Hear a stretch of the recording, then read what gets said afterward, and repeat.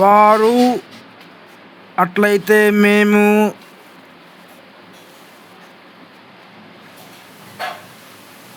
చూచి నిన్ను విశ్వసించుటకు నీవు ఏ సూచక్రియ చేయుచున్నావు, ఏమి జరిగించుచున్నావు, భుజించుటకు పరలోకం నుండి ఆయన ఆహారం వారికి అనుగ్రహించును అని వ్రాయబడినట్టు మన పితరులు అరణ్యములో మన్నాను భుజించిరని ఆయనతో చెప్పిరి. కాబట్టి యేసు పరలోకం నుండి వచ్చు ఆహారం మోషే మీకియ్యలేదు, నా తండ్రియే పరలోకం నుండి వచ్చు నిజమైన ఆహారం మీకు అనుగ్రహించి ఉన్నాడు.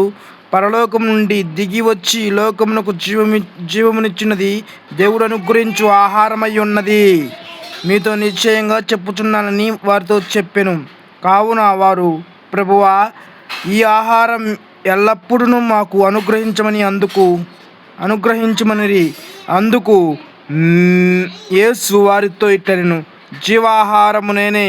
నా యొద్దకు వచ్చువాడు ఎంత మాత్రము ఆకలిగొనడు. నా యందు విశ్వాసముంచు వాడు ఎప్పుడునూ దప్పికొనడు.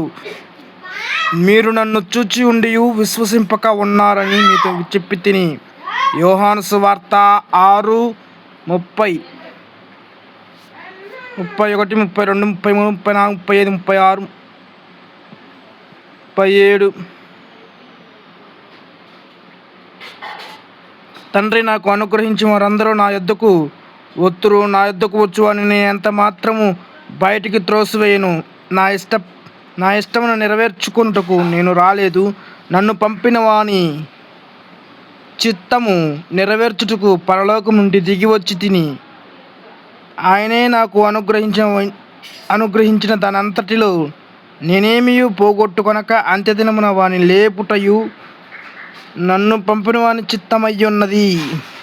కుమారుని చూచియు ఆయన యందు విశ్వాసముంచు ప్రతి వాడును నిత్య జీవము పొందుటయే నా తండ్రి చిత్తము. అంత్యదినమున నేను వాని లేపుదును. లైక్ చేయండి, షేర్ చేయండి, సబ్స్క్రైబ్ చేయండి.